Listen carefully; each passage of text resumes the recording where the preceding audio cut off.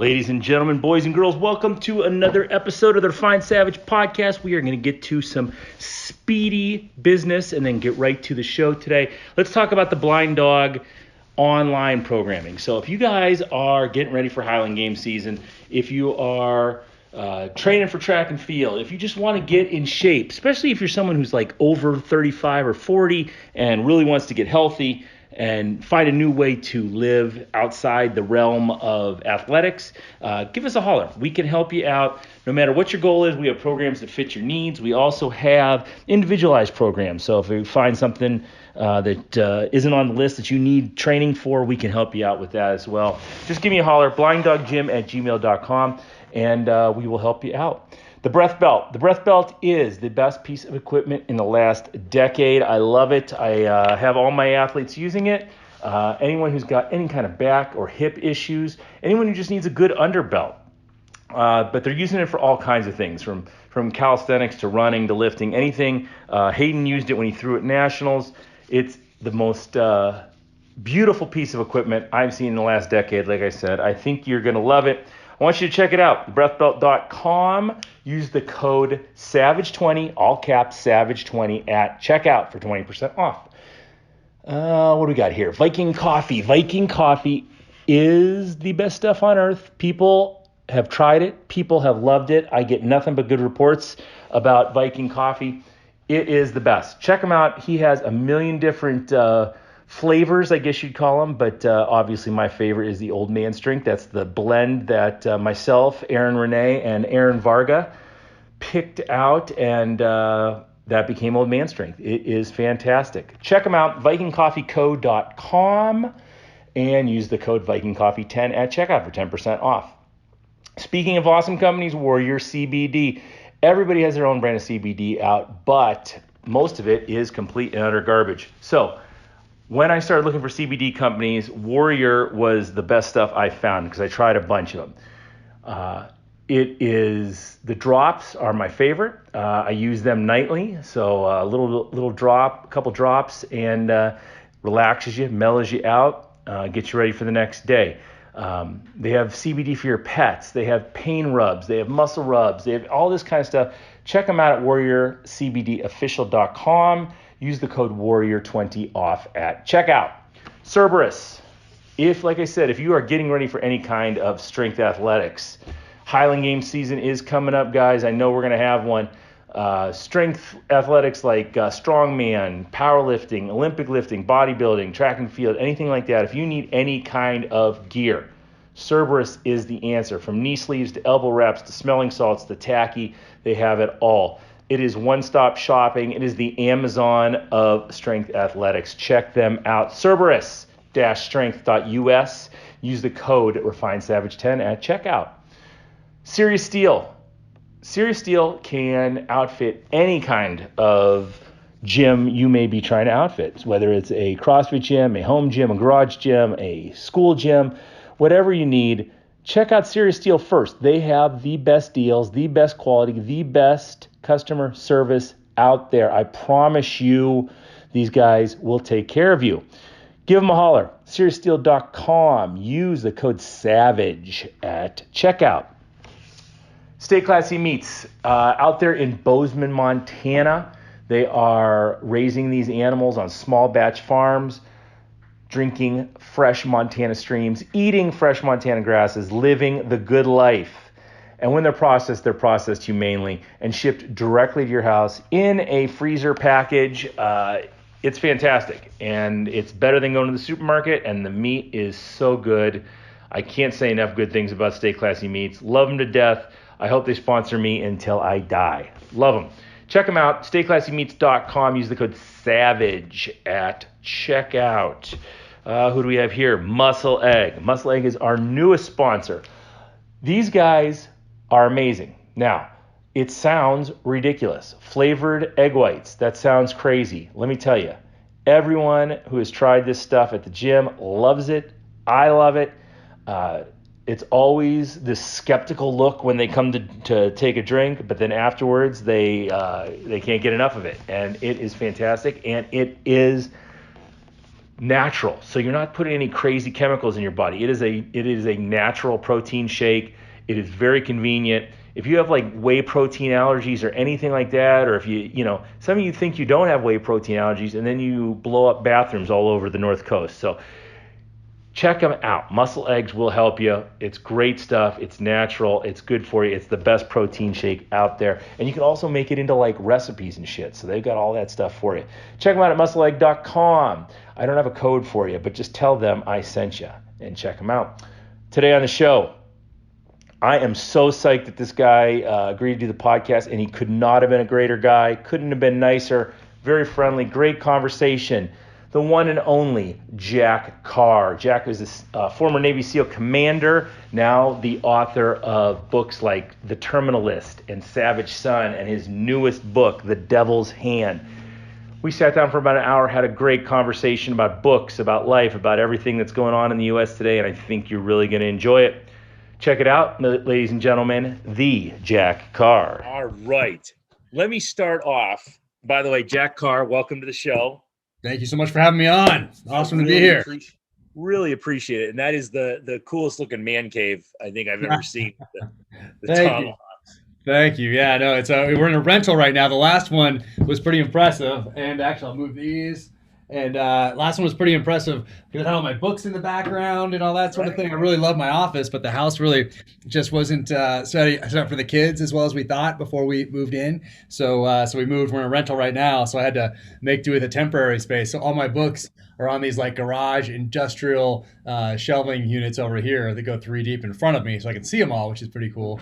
But I had to do a little something with the backdrop. So yeah. Kind of cool. So I like being surrounded by my weapons, my books over there, and yeah. Now I have a little podcast studio in here too. I have a podcast called Danger Close. I just launched, so I have this like boom mic and all this equipment that I don't quite know exactly how to use. What's the idea for the podcast? Where do you want to go with it? Like, what kind of people are you going to end up talking to? And Yeah. So it's called Danger Close Beyond the Books with Jack Carr. And I called it that because I get a lot of questions about the novels or the gear or influences behind certain things or whatever. So really everybody that I talk to or know in some way, shape, or form has influenced me along the path. So it really allows me to talk to anybody, essentially. Right. And I wanted to do it because I was getting a lot of questions on social media. And some of the questions are about topics that lend themselves to be talked about in a more appropriate way through like we're doing right now, long form conversation, rather than a one sentence response on an Instagram or Twitter where there's no nuance, there's no body language, there's no intonation in the voice, there's no facial expression, and someone wants to be outraged and is just looking for a reason to be mad and can interpret that one sentence really any way they want. So I thought, a better way to discuss some of these issues that I'm getting asked about are through this long form conversation that we didn't have 30 years ago, 40 years ago, that we do have now. So that launched and one drops every Wednesday. Awesome. Yeah, I think it's the best way to communicate now. Just like you said, everything is one sentence blurbs, or what's 140 characters or whatever it is. And people have forgotten, especially young kids. So I've got a 15-year-old son, and being able to sit down and talk to another human and have eye contact with them and be able to just joke around and have a long form conversation is lost in this day and age. And it seems to only happen when we set up cameras and microphones, which, I mean, that's not ideal, but it's not bad either. Yeah, certainly better than going back and forth with one sentence jabs on Twitter, and that's just not very productive. That medium is just not set up for productive, constructive dialogue and thought. So this is much better for that. So and it's another way to to engage with readers for me. And, you didn't have that back if you were writing in 1965, 75, 85, 95. You didn't have these different things. You relied on your publisher and publicist, setting up an interview or two, and then you went back to writing. And which is great on the writing side of the house. But if you're, building a readership, then you really were dependent on those more legacy type media institutions. And a one-page ad in the New York Times, if you got that, if you were lucky, if you you're one of the Yeah. top producing authors out there for your publisher. So now you can kind of take some ownership of that, and Yeah. you couldn't have done that in the past. So the podcast is a way, just like social media is for me, is a way to engage with people that and essentially build that readership. Yeah, absolutely. Let's talk about the book real quick because that's the. I was so psyched to get. I got my advanced copy here. Devil's Hand. I mean, how? Look, you freaked me the hell out, and in this time, in this day and age, I mean, um, with the subject matter for the book, it was very timely. Um, when you hear the phrase a page turner, or I couldn't put it down. I mean, this is a 400 some page book, and I think I was through it in a week, just because you have to see what happens next.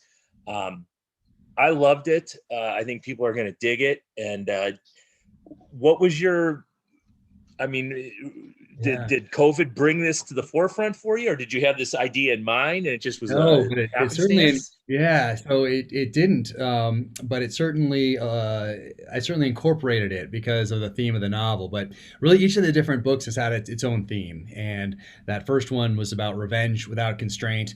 And when I put those 6 or 7 different ideas down on the table when I was first starting, I chose the Terminal List because I thought that was the hardest hitting, the most visceral, the most primal out of the gate, and the one that was most likely to be noticed by a New York publisher. Sure. So it was very clear to me that that's the one I should start with. I wanted to start with number 3, Savage Son, but I knew the characters weren't yet developed enough to explore the themes that I explored in the third novel. So, and then at the end of the first one, the character needed to go on a journey of redemption. So that second novel, that theme is redemption. And I have these Yeah. written on a little yellow sticky pad that goes on my computer. So I just am reminded to stay on that theme. I was Uh, going to ask you, do you still put the one word for each book on your? Yeah, not in this one. It's longer now. So I Yeah. realized that I misinterpreted something that Stephen Pressfield said on Rogan years ago. I thought he said he put a one-word theme on his computer or on his typewriter, I think he was. But what he was, now we're friends, and he wrote Gates of Fire, Legend of Bagger Vance, Afghan Campaign, The Turning best. Pro, Do the Work, War of Art, Warrior Ethos, those books. He's a great guy. But he said, no, he was telling a story about a playwright that would write a one sentence theme for their play. And I was like, oh, well, I'm glad I misinterpreted because that kept me on theme for the first and second novels. Yeah. And then, yeah, that second one, True Believer, is really about it's a story of redemption and a journey of redemption, of transformation, learning to live again, in this case, finding that next mission in life, that next passion in life. And then at the end of that story, I was like, okay, now the reader and the characters are at a place where I can explore this dark side of man through the dynamic of hunter and hunted in Savage Son. And I wanted to write Savage Son since the 6th grade when I read The Most Dangerous Game by Richard Connell. It's a 1924 short story. And I knew that one day I'd write a modern day novel that paid tribute to that short story. So Yeah. Yeah. that was the third one. And then for this one, for The Devil's Hand, I took a breath and I wanted to explore something that I thought about a lot in uniform in the SEAL teams, and then what I continue to think about today, which is, hey, what has the enemy learned by watching us on the field of battle for the last 20 years? So if you were Iran, China, Russia, North Korea, a super empowered individual, a terrorist organization, what lessons would you have drawn from watching us in Iraq, in Afghanistan, in Syria, in a couple other hotspots around the world? And then what lessons would you have taken and applied to future battle plans? So that was the theme of the novel, and I wrote the outline for it in August of 2019 on my way to Russia. I went to Russia to do some research for my third novel, Savage Son. A lot of it takes place in the Kamchatka Peninsula, just south of Siberia. I needed to put boots on the ground there. For the first novel, I'd been to Iraq, I'd been to Afghanistan, I'd been to the places that I wrote about. For the second one, I went to Mozambique, put boots on the ground there. I went to South Africa, helped train up an anti-poaching unit down there, protecting some of the last rhino on Earth. I'd been to some of the other places already. I'd been to Morocco, I'd been to Odessa in the Ukraine. So I needed for that third one to go to Kamchatka Peninsula, which meant I needed to also leave behind my electronic devices because who knows what people have sent me over the years in email. So Sure. I left all that, left my phone behind, left my computer behind, didn't want them confiscated and didn't want all the information sucked out of them.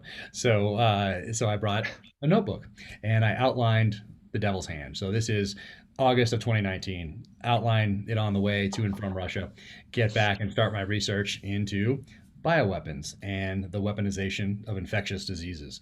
And I didn't know much about it. What I knew about that was essentially how to take on and off my biosuit thing that we had to do in the military, and part of the workup, just kind of, just in case. And The Hot Zone by Richard Preston that I read back in the day. But that was about all I knew about bioweapons. A lot of the other things that I thought I knew about it came from Hollywood movies. There are other books which aren't necessarily the most accurate depictions of bioweapons or the labs in which they're created.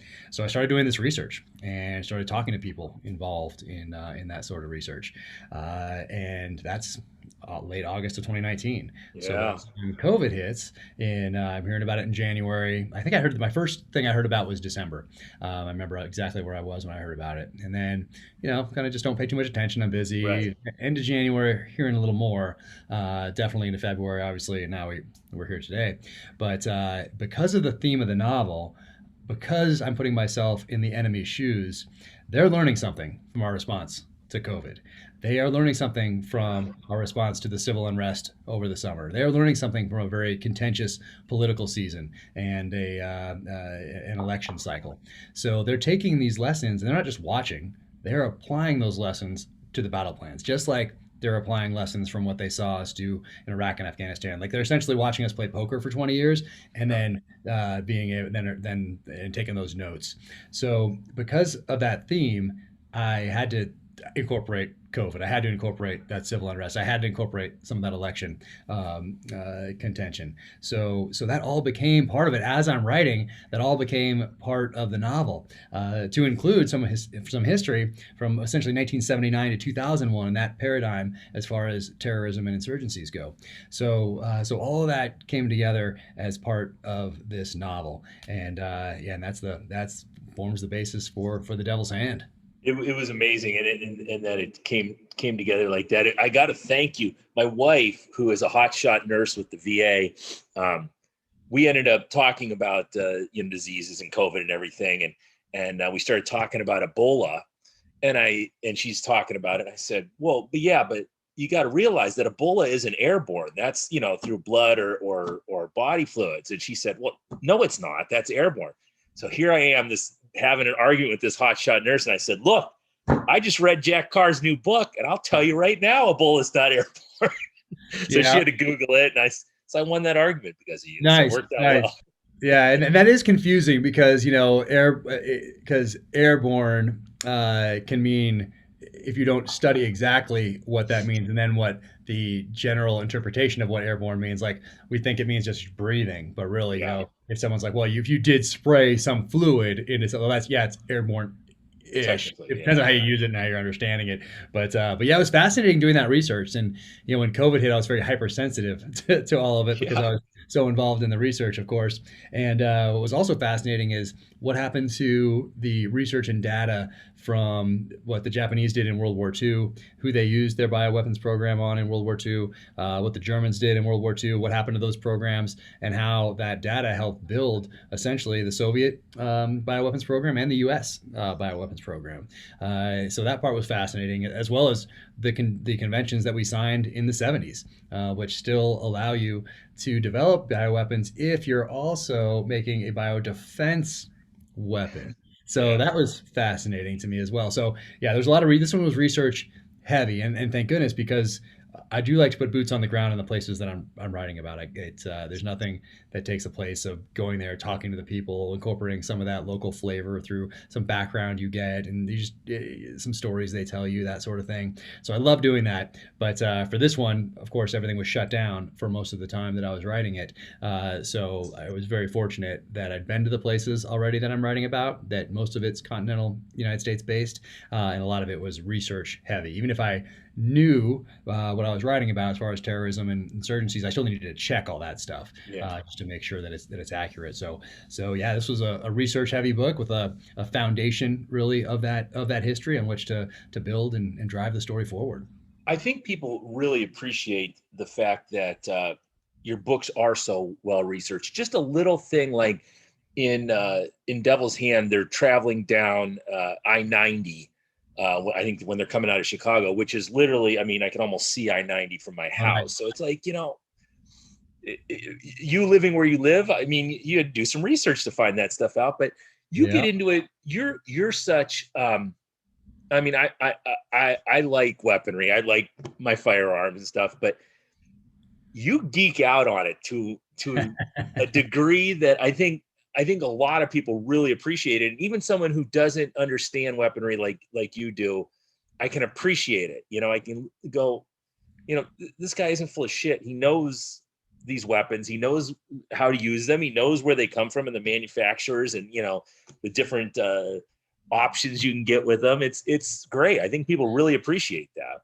Oh, thank you. Yeah, I've been a gear guy before the military, in the military, after the military. So it's very natural for me to incorporate that stuff into the novels because it tells a story. Like when I see somebody and I see what they're carrying, I see the boots they're wearing, I see the pants they're wearing, they're the belts. Yeah. I see what kind of holster is that? Oh, I see. Oh, it's a leather belt, leather holster, cocked and locked, 1911. Okay, it tells me something about them. Rather than Kydex inside the waistband. All right, striker fire pistol. Like, okay, what kind of knife do they have, blade do they have on that clip on their pocket? Okay, like, so it just tells me a little something about them, and so I use that in the story as well. And just over the years, I've gotten to know a lot of people in these different industries for a variety of reasons, and it's just fun for me to Yeah. it'd be very unnatural for me just to say, he picked up a shotgun. Like, I Right. just I don't have it in me, I have to, yeah, because what they do once they pick up that shotgun is different depending on what kind it is. So yeah, that's natural. And then I try to have that carry over into things that I don't know about naturally or just from my background. So like the aircraft type stuff. So like I reach out to people that know what they're doing. I reach out to pilots. I ask my questions. I send them the chapters, and they get back to me and say, okay, this isn't the right word. You want to use this instead, or So I want someone who is a pilot to read those parts and say, he talked to Yeah. someone that knows what they're doing. Like, he got it really close. He put in the effort there to get this right. Same thing with the infectious diseases in this one, the different levels of bio level weapon development labs and all that sort of thing. So I do the best that I possibly can, put in a ton of effort trying to get that stuff right, so that the people that work in those places aren't like, here's another one where somebody just watched a Hollywood movie and put it in there because they saw it in a couple films or whatever. So I want Sure. people, like the EOD guys, I want the EOD people to read how my protagonist James Reese builds an IED and say, ah, he knows what he's doing. He talked to someone Yeah. that knows what they're, or he knows, but he left this one little thing out on that, and I know he did it on purpose so that kid doesn't blow himself up in the basement. And there's different tools I can use to, like in the first novel, I have another character watching James Reese kind of from across a room build this part of an IED that is the most, I guess, volatile part of that process. And so she's kind of looking, and she's like missing a little bit because she doesn't understand exactly what she's seeing. Right. But I'm describing it enough so that an EOD guy who's done an improvised explosive device course or taught it, studied it, is like, oh, that is cool. He took the time to figure this out. So I Yeah. love doing that. Yeah. That's well, and the way I found you I have a buddy who's in the teams, and he recommended your book to me. And my guess is, um, you guys all have that bullshit detector. So if a guy in the teams was saying, "Hey, check out this guy's book," and that's how I found Terminal List. Oh, that's So awesome. That's awesome.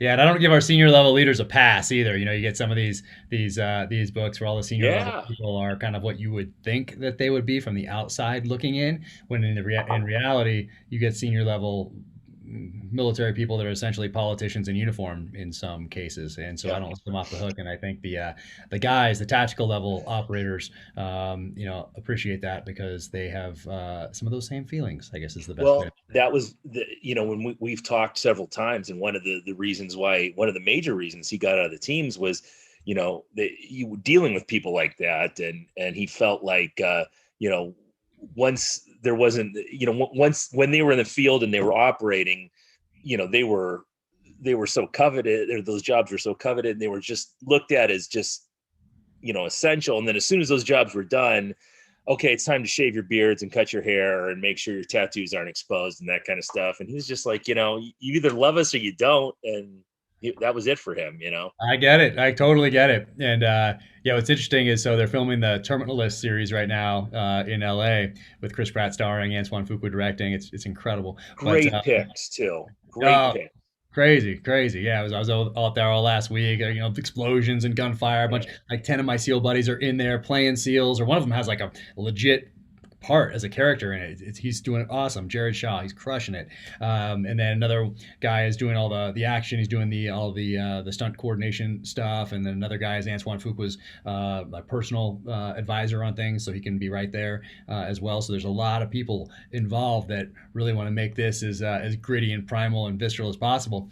But what was interesting is they got, of course, the production company, Amazon, gets in touch with the military, for, hey, can we use some helicopters or film some of the stuff and all that. And the Marine Corps got back and was like, yeah, use Camp Pendleton. And this is breaking news, by the way. I've never talked about this. All right. Yeah. So yeah, you got some breaking news.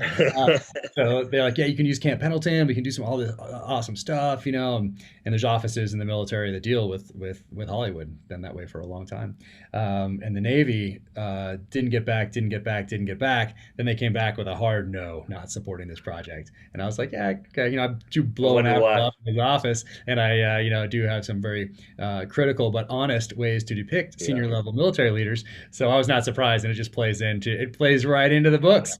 And then the next day, the Marine Corps got back and said, yeah, no. We're not helping either, so we're on our own. But that's how I like it, we're on our own. That's how it goes. No, you're not beholden to anybody. Exactly. For the Caine Mutiny by Herman Wouk, it was Humphrey Bogart. It was the book by Herman Wouk. The military was involved in that, and they wanted a bunch of stuff changed. So it's Hollywood has a long history of that sort of thing. Hollywood, the military dealing with Hollywood has a long history of that sort of thing. I want to ask you a question, but I want to get back to Herman Wouk, so don't let me forget. Now, do I have, I got the advanced reader copy. Is this the one that hasn't been? Because I noticed there's nothing blacked out in it. Yeah. So this one that you do, So I submitted the first three, and then I appealed the second one and got 137 of the 54 redactions on appeal. And it's fiction; it's all made up. But my lawyers tied each and every one of those redactions to a publicly available government document. Government document is key, right there. And still, I only won 37 of 54, even though all of them were tied to publicly available government documents from the government redacting them. You can go on the website and read it right there. So it's a little bit crazy. And so for the third one, I did the same. And they say they'll take 30 days. Took 7 months, to read something that takes, a few days to read. They're not big readers over there at the Pentagon. Once again, that's why we're in some of these issues, having some of these problems that we're having, I think. Right. Understand the nature of the conflict in which we're engaged, senior level leaders. So for the third one, I did the same, and then I went to appeal it, and they wouldn't even appeal it. They wouldn't even look. And so I took that as them telling me, quit bothering us, kid. We have actual nonfiction stuff to deal with here. And so this one, and I'm so far removed from it, and none of this has anything to do with anything I learned in the military. So it's not. Didn't go. It made the first few books really cool though, because you're like, holy shit, they're like, this is so accurate that they're like blocking stuff out. So you can, it's like you're reading something, that Jason Bourne would have gotten an attaché case or something, Yeah, but it's so crazy. I made up stuff that they redacted, because some people will get back like, why don't you just change the name, or why don't you just make something up? Like, well, I did, and some stuff I just made up out of the blue, and they redacted it. It's ridiculous. So So anyway, I'm moving on. I've had sufficient of dealing with them. Right. Herman Wouk, just real quick. Did you ever, I sent you a message, and I know you get 8 million messages. Did you ever read Don't Stop the Carnival by Herman Wouk? No, I remember that message though. One of my favorites. I have not read it yet. So it's been a crazy couple of years, but I need to do that. Yeah. No, Winds of War, War Remembrance, Caine Mutiny. Those are my base right there. This is more of a comedy, so it's very odd for him, but it's really, really good. Oh, interesting. I need to do that for Yeah, sure because he's, one of my favorites. My top 5 books are Atlas Shrugged and Fountainhead by Ayn Rand, Winds of War, Warren Remembers by Herman Wouk, and then Once an Eagle by Anton Meyer. That's probably my most gifted. I don't Uh, think I've read that one. I'll have to check that yeah, out. no, it's fantastic. It's really it's historical fiction, but it follows two guys from pre-World War One up to Vietnam, and so really it's a case study in leadership. And I would give it to my junior level officers that are starting their time in the SEAL teams, and I would have a letter in the front of it, and I would have this letter kind of just prime them for what they're going to read, and then let them know, hey, at the end of this book, there's another letter, and I would seal that in an envelope and tape that to the back inside flap, so that when they'd have to read through the whole novel to get to that letter, and that letter had my take on what they just read, because I didn't want to pollute their reading experience Sure. beforehand with my take on what they were reading. So they had to read it to get to the end. But that's my it's my favorite. I don't use the word favorite when it comes to things that are subjective, but that's my most gifted book and probably the most impactful one. But all those top 5 Yeah.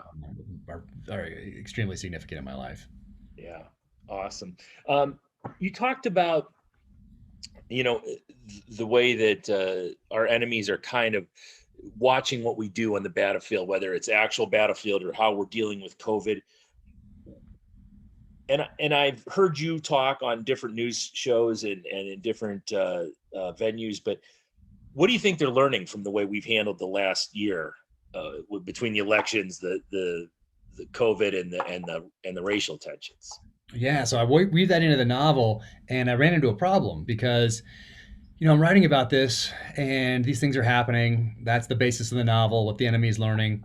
And I get to the fall, and I'm finishing this up, and I'm like, gosh, I've been intimately involved with this for over a year now, putting myself in the enemy's shoes. And gosh, if I were them right now, I'd just sit back and watch.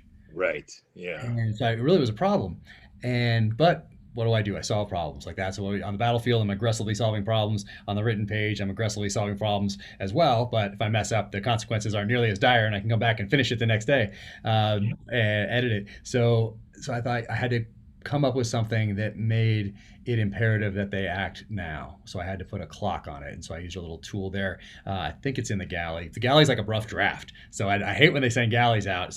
Not the content didn't change, but there's just little refinements and some of those Mhm. little mistakes that using the same word a sentence apart or something like that. You Yeah. catch Yeah. that in later editions, but I had to use a tool to make it imperative that they act, because I got to like October, and I was like, geez, I just sit back and watch this if I was them right now. Sure. I had to put something in there where they had to strike. But yeah, they're looking at COVID. They're looking at the infection rates. They're looking at the mortality or the fatality rate, mortality. Anyway, they're looking at the death rate, and Mhm. and they're saying, well, interesting. Look at what they did with this number, and what would they do with something with a lot higher of a number? If they're willing to shut down their entire economy for this, well, that's a data point. That's a very Yeah. significant data point, and not just to terrorist organizations, but certainly to China, certainly to Russia, certainly to all of them. So it's a data point. They're stowing it away. So they're learning things, and they adapt constantly, just like we do to them. But they tend to adapt a little quicker than we do, because especially a terrorist organization, because they are a little more nimble. Yeah. That's why insurgencies are so hard. One of the reasons that insurgencies are so hard to counter, particularly if you're doing an expeditionary counterinsurgency, meaning not on home soil, because they can adapt so much quicker than a gigantic bureaucracy that takes a little time to move. So, of course, there's advantages to being a gigantic aircraft carrier, but if you want to spin that thing on a dime, Yeah. there's another boat out there. There's another high-speed craft that can turn a lot quicker. So, obviously advantages and disadvantages, but when you're overseas and you have an enemy that is adaptive and creative and can make those changes a lot quicker than you can, well, that's a challenge. Yeah. When this first broke out, I had conversations with my wife, and we're both healthy individuals, and we train really hard, and you are too, and I don't think people in our shoes were that worried. Once we got the basis of what this was, for most of us, we're going to not get it, or it's going to be able to be dealt with. But my major concerns were the taking away of freedom so quickly, and people just going, okay, go for it. Whatever's going to keep me safe. And I know we own a gym here. Our gym got closed down. We opened it back up pretty quickly, under the pirate flag. But, I had a newspaper lady call me for my take on this whole thing. And, I'm spouting off, Thomas Jefferson and all this stuff. She really didn't appreciate it. But, Oh, wow. I think that's what people didn't realize and still aren't realizing is how tyrannical we've let people become in this country. Just a little bit of power, and they're just not going to give it up easily. Oh yeah, no, the encroachment upon liberty is something that has didn't just start with COVID, of course, but any sort of a public safety type situation that the government can use to get just a little bit more control, a little bit more power. They certainly don't go in the other direction. They certainly don't go, let's give these freedoms back to the Right. people. We're past this crisis, or it just becomes part of the machine. And so we have to be very careful. That's why I worry that as citizens, it's our responsibility to study that past. We need to put that time, energy, and effort into studying our history, world history, so that when it comes time to make decisions that are going to affect future generations, our children, our grandchildren, their kids, that we're making those decisions based off a foundation of knowledge and hopefully wisdom. So I don't think we do that, and social media certainly does not help that. Being able to basing your decision off a 220 character tweet from someone who also did not put in the requisite time to the study of the issue at hand, and is influencing voters. So it's a tough situation, and I talk about the importance of taking time to study the past every chance I possibly can, because that's what we owe future generations. We're making knee-jerk reactions today that take away freedoms for future generations, and that means taking away opportunities, taking away options for those future generations as we continue to hand more power to the federal government. So it's tough. I worry about it all the time. They worry about our kids and the country that they're going to inherit. But really, we owe it to those people who sacrificed everything for us from the inception of this country up until today to put in that requisite study. They gave up their lives, their sacred honor, their fortunes, so that we could have this freedom to pursue our dreams here. And future generations are not going to have those same opportunities because control is being taken by the government at every turn. Once again, they certainly don't want to give that control back up or give power back to us, and they are our employees. That is what we need to remember. Those people in Washington and in state, they work for us. They are our employees. Yet they also want to disarm us, and while they are protected by people with the very firearms that they're trying to take out of the hands of the citizenry. So that is all very real. It's not alarmist. It's the truth, and they need to be held accountable. But with a voting bloc that does not put that time into the study of history, I'm not that hopeful. Yeah.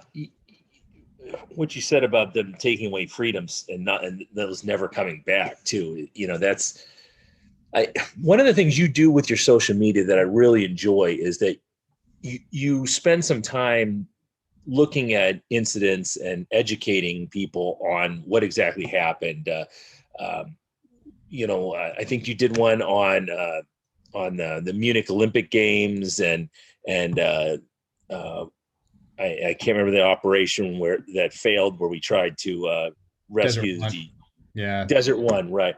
Yeah. The only problem is, I think, is you're preaching to the choir. Most of the people that follow you are interested in that, if not already know about it, and they appreciate it. I think we have to find a way to get a hold of kids in high school and get this stuff out to them. And I don't know why I spend a lot of time looking at what my son reads and and he gets irritated with me because, you know, they'll assign a book to him, and I'll love the book, and I'll get a hold of the teacher and email him and say, oh, I'm so psyched that you guys are, you know, letting him read this. And he hates that. But, you know, I think, you know, as a 17-year-old boy, reading Beowulf in English class was fantastic. Why aren't we teaching Beowulf anymore with that heroic, you know, journey to slay the monster and be the hero? And we're just not doing that anymore. We're worried about these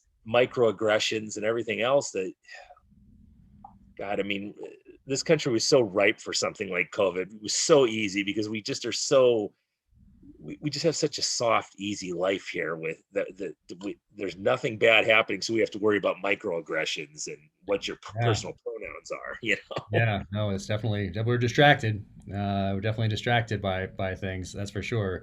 And that does not play into our hands as citizens of a free nation. It certainly plays into the enemy's hands, though. Yeah, and I love doing the historical little I don't know, vignettes on social media because when they come up for and that's Operation Eagle Claw that I was talking about, but Desert One was the area where they had to abort the mission to rescue the hostages from the it was 1980, but the 1979 Iranian Revolution and hostage crisis that really ushered in Ronald Reagan. But I like doing those because it was such an impactful time in my life. That was one of my first memories, are seeing those hostages being taken out of the embassy. You know, they had blindfolds on, that sort of thing. And I remember not being able to understand why that was happening to American citizens. And then I remember Desert One. I remember Walter Cronkite counting down the days that they'd been held hostage. I remember the Beirut Marine Barracks bombing. I remember the Time magazine, and I remember Newsweek that came to our house. I remember the newspaper headlines, and all that was fascinating to me. TWA 847 later on, Pan Am 103, like all these different terrorist events in the 80s were very impactful to me, especially knowing already where I wanted to go into the SEAL teams. I knew that was going to be the enemy of my generation anyway. So I was studying it even back then. So when a date like that comes up for me, I try to just talk about it, just to remind people a little bit about the past, and hopefully spur a little interest either in that particular incident or maybe in some other aspects of our history or world history, because I mean that's what I keep saying it, but I think about it all the time, is that we're making decisions based on very short-term gain, and that's what also for certain political entities. But that's a lot of what this book is about. Also, is about our country making we're fighting a long-term war with a short-term strategy, where we have these other countries like China who's thinking 100 years down the line, 200 years down the line. We're thinking in 4-year increments, maybe 8 for the real deep thinkers. But it's not a recipe for the continuation of what we've enjoyed up to this point. When you look at the way we fight wars nowadays, man, I got fired up. I got to get more positive here. I'm bringing everybody down, man. Well, here's your shot. You're president of the United States, or whatever, you know, whatever that. When we fight wars nowadays, it seems like we send a lot of, I don't want to, because no one in the military is unnecessary, but it seems like, for instance, let's go with my brother. My brother is a Master Chief in the Coast Guard, and he's on his way to the Middle East. You know, what are we doing? We have guys like yourselves in the teams, and we have, you know, like my buddy Ryan Walters, who's a Night Stalker, and we have these special elite units that could handle this stuff pretty easily if they weren't handcuffed at every step of the way. You know, do we really need the motor pool over there and Wendy's being built in green zones and things like that? And, you know, it seems like we're fighting this new war with, like, trying to make it like a mall. You know, you're sending over, it's like kind of like the over there World War II mindset, but you're also sending over, you know, whatever stores and restaurants and everything else. And it seems like we could fight these battles a lot more efficiently with people who are meant to go over there and kill people and break shit, you know? Yeah, I mean, it all depends on what the long-term goal is. Then you have to come up with a long-term strategy to meet that goal. And sometimes goals do shift during wartime because the enemy's adapting too. So you have to remain nimble at the same time. But what I expect of our senior level leaders is for them to understand the nature of the conflict in which we're engaged. For us at the tactical level, we're expected to build target packages, go out, grab somebody out of their bed in the middle of the night, drag them back, interrogate them, get some intel, go through all the sensitive site exploitation material from target, continue to build out that list of high value individuals, or maybe cross cut target and you're grabbing the middle part out of there, depending on how you're prosecuting these guys. But that's what we do, and that's what they expect us to do. And if we mess it up, then we get maybe court-martialed and kicked out of the military, Yeah. home from deployment.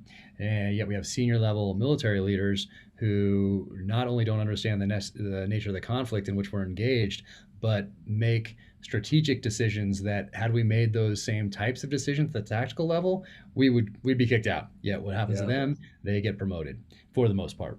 The only time people seem to get replaced at those senior levels is for some sort of a scandal, like the Rolling Stone article on Crystal or something like that. But for performance, that is something that shifted after World War II. And we had, George Marshall is best known for the Marshall Plan after World War II, putting Europe back together. But really, one of his most significant contributions to the war effort before the end was putting the right people in the right places. And if they didn't perform, firing them. And replacing them until he got the right person. Abraham Lincoln did the same thing in the Civil War. So really, it's a fairly new phenomena to keep someone in place, even if they are not doing the job well. And in this case, in Iraq and Afghanistan, you're getting bogged down in something you won't even call an insurgency. You are disbanding the Iraqi army. You are, through a process of de-Baathification, you're ensuring that the person, because everyone was a Baathist that had a job, so everyone from the person that collects the garbage, to the person that keeps the power grid going, to the person that runs the country, all need replacing, all at the same time. So all those people are out of work. All the people in the military are now out of work. And so you're just setting the conditions for an insurgency on home soil of another country. So I just Who was the expect guy who made that decision? I remember that happening. the head of the CPA, who's blanking. I can't believe I'm blanking right now. Yeah, the Coalition Provisional Authority, who wore the combat boots with his suits, and I'm losing my mind right now. I remember Jocko talking about it on Jocko's. They did that the thread, I think it was called, him talking about that with the boots, with the suits and everything, Yeah, that was a little much. But you're at the tactical level, and you're rocking it at the tactical level every night. You're doing your job, and you're doing it well. And then you see these senior level leaders that they make these decisions, and then they're out and off they go to the border of Raytheon. So that is not an uncommon thing to have happen. I mean, there's people talk about the military-industrial complex, because it's a real thing. And people should not watch just that one clip from Eisenhower's speech. They should watch the entire speech and then read the entire speech as well. And then Kennedy has some very similar words in some of his speeches as well, obviously before assassination in Dallas, but and even before he was president. So yeah, once again, it's that study of history that we owe as citizens, and then those senior level military leaders and politicians also owe to those guys at the tactical level, and not just those guys, but their families and the mission and the country. So I guess, yeah. So I saw a little bit of that, and I weave that into the stories as well. So I get it's very therapeutic to write these things because I get to explore these through the medium of popular fiction, which can be very impactful. It was to me growing up, and so I try to do the same thing today. Yeah, hopefully someone reads your books the way you were inspired back then, and actually, well, it would just be nice if they were inspired to just look into a little bit further than I don't like Trump, so I'm going to vote for Joe Biden. Well, do you know anything that he's doing, or did you know anything that Trump was doing? Or no one really pays attention. It's so tribal and so broken off into these factions. But Yeah, hopefully, I think maybe your point should be that people need to read more in general.